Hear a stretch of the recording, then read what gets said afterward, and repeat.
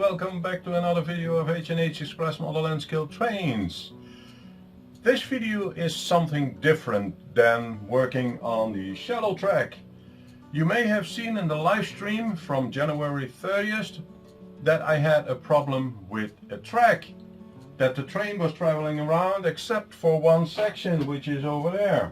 So I thought, you know what, in this video I'm gonna do some troubleshooting. What happened and how can we fix it?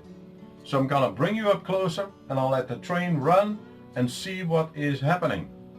So here you have the track layout around the town called Buddy Town, and this track goes up and this track comes down.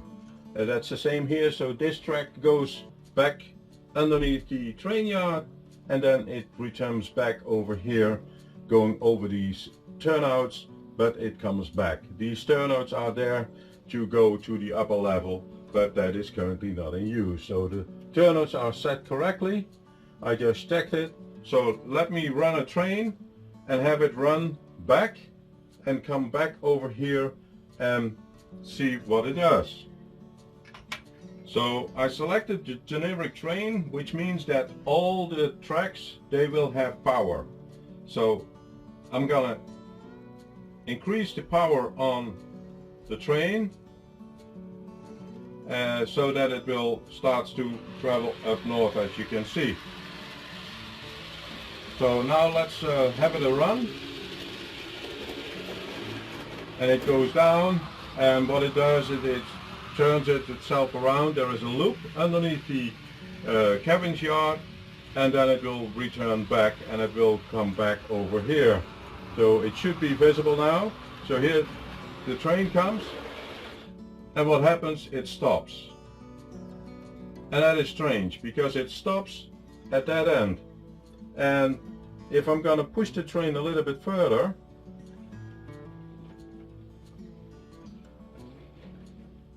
there is nothing there, no power. So we have no power on that section. And that is a little bit strange.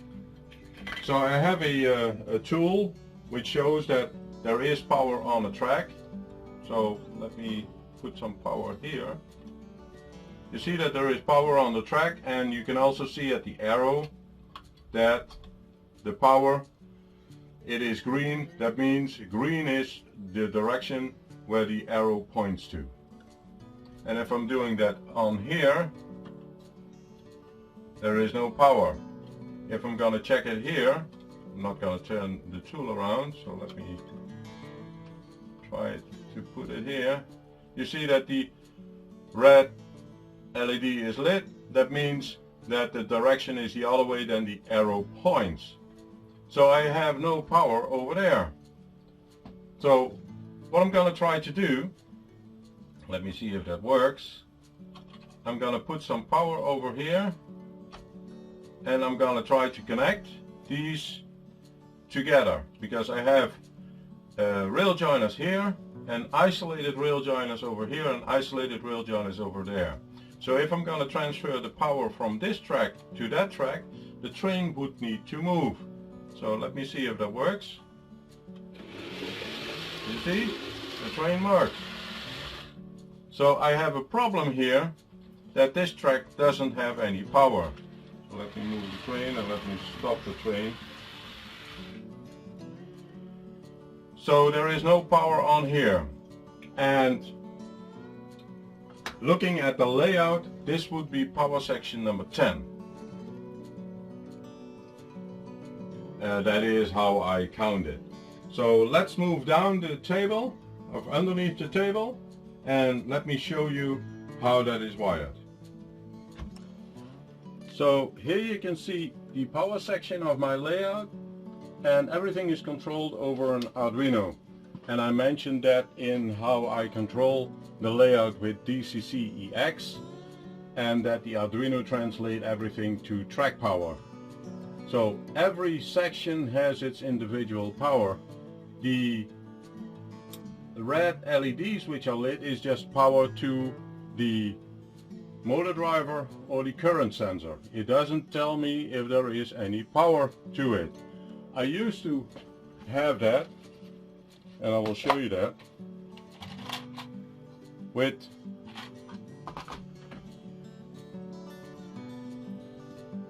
these two LEDs, which I put it on top of it so that I could see if there was power on the track. But later on I noticed that it wasn't necessary anymore because everything was working. But now I'm running into problems and the track doesn't tell me if there is power or not here at this section. I'm gonna do that with a control panel, but that is still not being built. So I will put these two here on the track, and if I'm counting correctly, this is power section 1, 2, 3A, 3B, 4, 5, 6, 7, 8, 9, 10, 11A and 11B. So it would be this section which should not have any power. And I checked it on 11A and there was power, and I checked it here on 9, there is also power. So this one would be the one which is faulty. So I will put the LEDs on those three sections and you will see that this one is off. So I installed the three LEDs. So this is track number 9, 10 and 11A. I removed the locomotive from the track, but I'm gonna use engine driver to put power on the track. So let's see what's happening. So you see that those two are lit, and as mentioned in the generic profile, all the tracks, they should have power. So now this one doesn't have any power, or at least very little bit, which means this unit here, so this side, is broken. And I can increase the power and you will see that the LEDs will get brighter and brighter and brighter, and the other one just not as bright. So let me stop the power on the track and let me put a locomotive on there. So I put a locomotive on the track and I'm going to put power on the track as well, and you will see that the locomotive will start running. So you see that that track still has power, so that's track number 10. It shows good. So let me run the train on a loop and let's see what's happening. So the train is now coming into track number 9 and then goes into track number 10. And you see that track number 10 stops working, which means it goes into a current block. That means that this section over here is broken, so I will need to replace that one. So I'm gonna do that off camera and then we will test it again.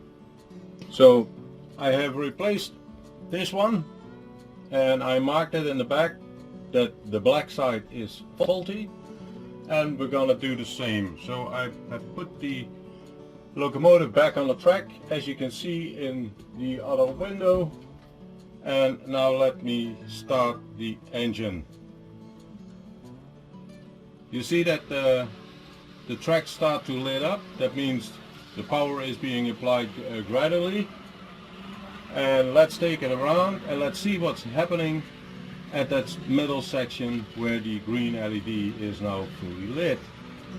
So the train is coming back and we don't see any changes, and we see a little bit that there is a train running, that is with the yellow or the red LED, but the train runs fine. So that means that this L298N is faulty, and that's why I marked it black at that side. Now how can we solve that there will not be an issue anymore? So I'm looking for options in adding fuses to it. But let me know in the comments below how you solve this. I know that there are circuit breakers which you can put in between, and then each track will have its own circuit breaker section. But since I have so many tracks over here, that would be a little bit too much. So I'm thinking of adding a fuse with a fuse holder, and also adding the LEDs back to it, so I can see that there is something going on there. So, but as you can see, the train runs fine on the other video. So this solves the problem in regards to this track. But another problem what I have is I put everything in here, which is very difficult to access. So I'm gonna change the power section so that I can turn it this side. And so let me zoom a little bit more out so I can tell you what I will be doing. So this is the top of the table, and as you can see, underneath the table is everything mounted. And the problem is that it's very hard to get there each time when there is something broken. So what I would like to do, and I already have a board for that, I would like to place the power section over here so that I can turn it in and out. So it will be positioned like this, and then we're gonna turn it if I need to work on it, so that I don't have to crawl underneath. So that is a step which I'm gonna take, but that means that I would need to destroy everything what's on there. But I thought, you know what, I'm gonna order everything what is there, and I'm gonna rebuild it, and then I'm gonna put some hinges over here, and then slide it out, put a wheel underneath so that it's not too heavy on one side, and then I can easily replace it. So that will be a project of its own, and that will be for later this year. But I already adding a lot of stuff and ordering a lot of stuff online to get everything resolved. That means also that the turnout control needs to be on there, the other CMRI nodes, the DCC AX system. So it's a lot of work to do. So, but stay tuned for videos on that one later. So, but at least the problem of the motor driver has been solved. So this one is faulty, but I'm not going to throw it away because I still have one section which I can use. So, and that is for testing tracks. So I have several of these where one section is faulty. So, but you will see me use them on other projects which are there for the future. So if you like this video, please give it a thumbs up. If you want to see more of these videos, please consider to subscribe to my channel, and I will see you in the next video.